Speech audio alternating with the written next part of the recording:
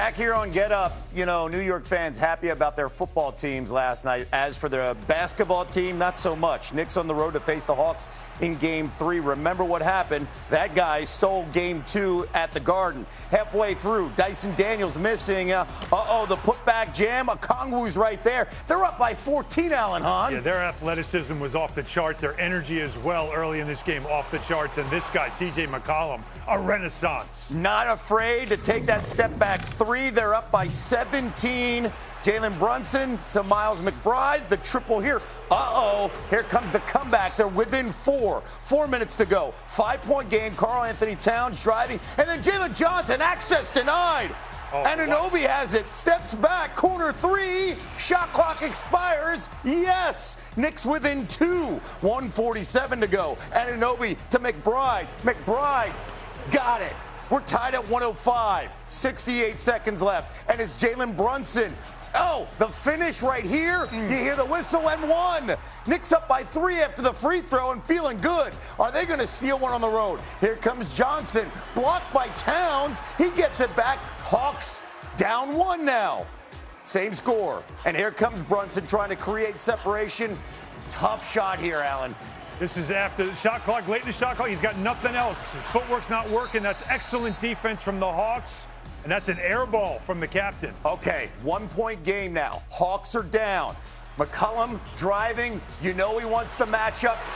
I mean, what a great play out of the timeout. This is out of a timeout, an outstanding play. He gets to his right hand. Knicks got to play better defense than that. Ice in his veins, and then 10 seconds left. This is what you want. You got your guy with the ball. Down 1. Look at the defense. And they don't get a shot. No, look at the defense. They converged. Everybody in the gym knew who was taking this shot, right? So everybody went to Brunson, and they took away all options. Suddenly, the conversation is no longer the Hawks stunning the Knicks and stealing one. Now they're in control of the series 2-1 with Game 4 back at home. Let's bring in Monica McNutt as well. Monica, what was your biggest takeaway from this Knicks loss?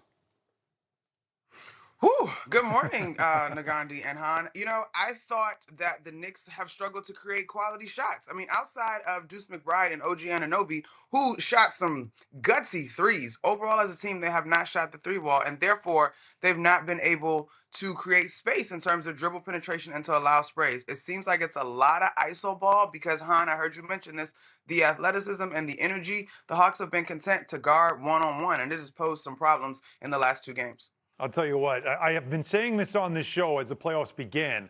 There is a Dragon Slayer at the bottom of the East bracket. The Hawks might be the Dragon Slayer.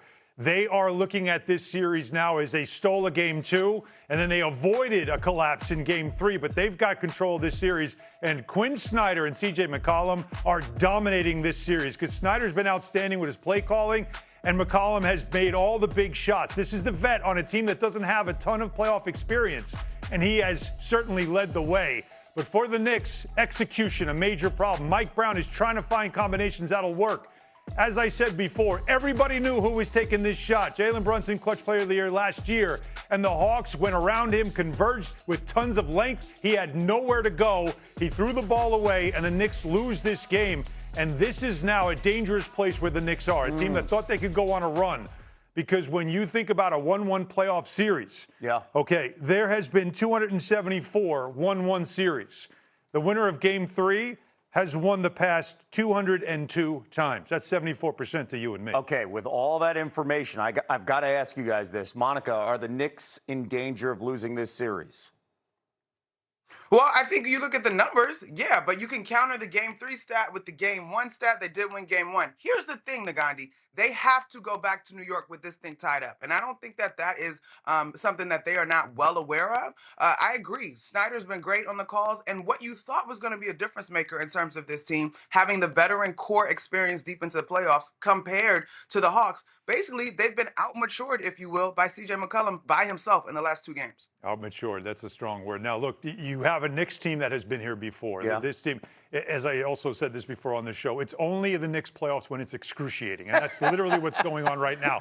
But they are a team that fights. They are a team that comes back all the time. They are hard to kill. All right, you talk about a series that's excruciating. Well, it's enjoyable if you're not a Nuggets fan or a Timberwolves fan because you get to enjoy the entire process. Ant-Man and Company, series tied at 1, hosting the Nuggets. This series. And then the triple right here. I've said it all week long. It's the spiciest first-round matchup. Yep. Minnesota up by 19 later in the second here. The lead's at 20.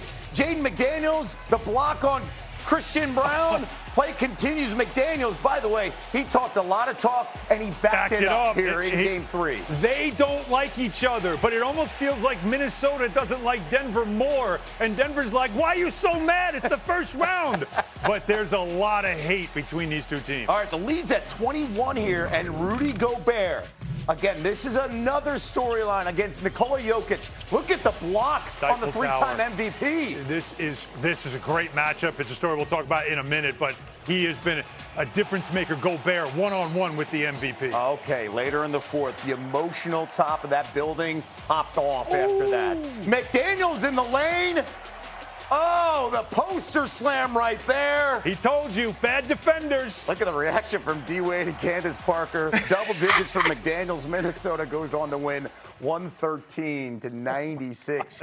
Your biggest takeaway from what Minnesota did and how they did it? Well, I'm telling you, this is about defense. This is literally what McDaniels was talking about, but it's also about the matchup. A 3-time MVP, a 4-time Defensive Player of the Year. How are you stopping Jokic? Because he's the centerpiece of everything that they do in Denver. He's one-on-one with him in this series, and he has been dominating him the last 2 games. The numbers tell you he's got Jokic shooting 38% from the field. Look at the three-point shooting as well. He is literally the Stifle Tower stifling Jokic. And if you pull up the box score and you look, 27-15, that doesn't tell the story.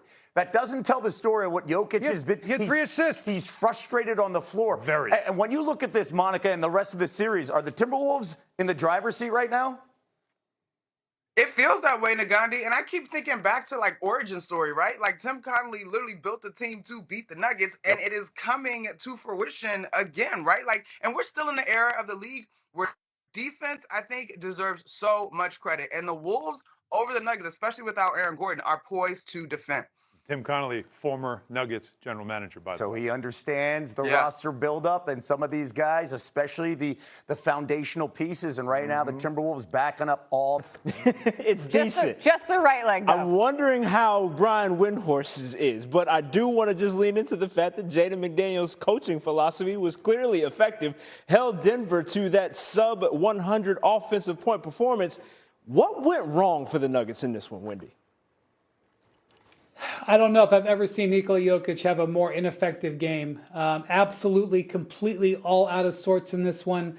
Couldn't get anything to go when he was open. Rudy Gobert was blanketed all over him for much of the game. He missed 19 shots in this game. He missed 12 in game 2. That's 31 missed shots in 2 games. He's never had a streak like that in the playoffs. Gobert ran an absolute masterclass, denying him the ball, challenging him. Anytime he tried to make a move, he couldn't hit an outside shot. And then you had Jaden McDaniels playing great defense on Jamal Murray. He just goes 5 of 17. The Timberwolves are positioned to play very effectively because of their 2 great defenders against the Nuggets. But even by that standard, this was unacceptable. And then defensively, without Aaron Gordon in this game, the Nuggets needed great offense, and Aaron Gordon's calf injury now becomes the centerpiece of this series going forward. Health has always been pivotal when it comes to Denver and their potential, and we'll see exactly if they can correct the aberration that this game was in an ideal world for them. But we got to turn over to the Eastern Conference, where playoff basketball was back in the A on Thursday. Nick Hawks.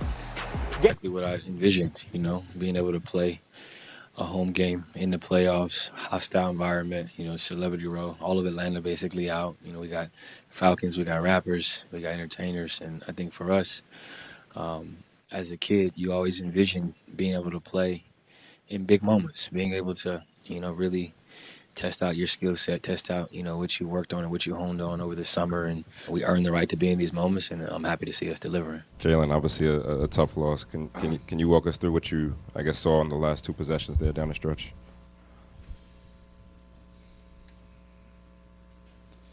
Wish I had a better answer for you.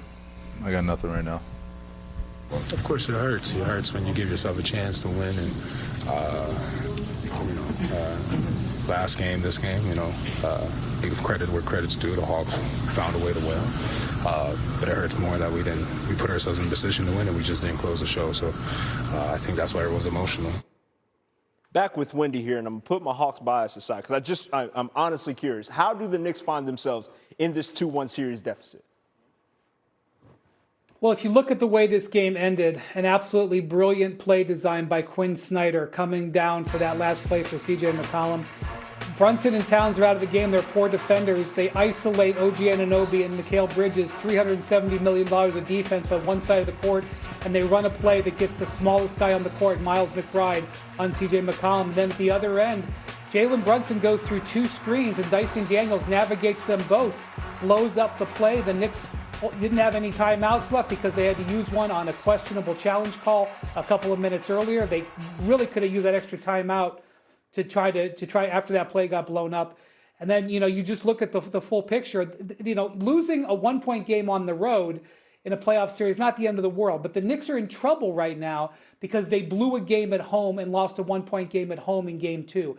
That's why they're facing major pressure coming up in game 4. There were so many questions surrounding the rotation that their head coach was using against the Hawks in game 2. Maybe those chickens are coming home to roost, and not in no nice way.